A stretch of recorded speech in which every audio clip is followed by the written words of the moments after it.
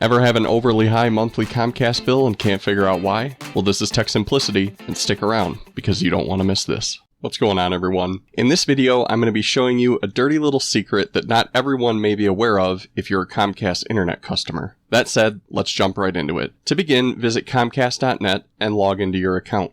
Once you're in your account, click on the Services tab at the top. Once this page loads, click on the Manage Internet button. And then, once you're on the Internet Service page, scroll down to find your monthly data usage chart. Here you will see how much data you've used this month, and how much data you have remaining until the end of your billing cycle. Comcast, unlike other internet service providers, don't allow you to have unlimited bandwidth. That means that every time you utilize your Comcast internet, no matter what device you're using, the amount of upload and download traffic that you're using during that time on the internet is burning up your available data for that month. And here's the kicker. If you go over the 1.2 terabyte monthly cap, they'll charge you $10 for every 50 gigabytes you exceed your limit, all the way up to their cap of $100.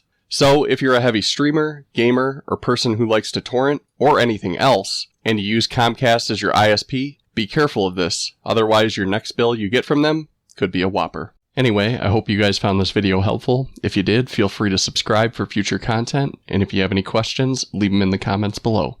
Until next time.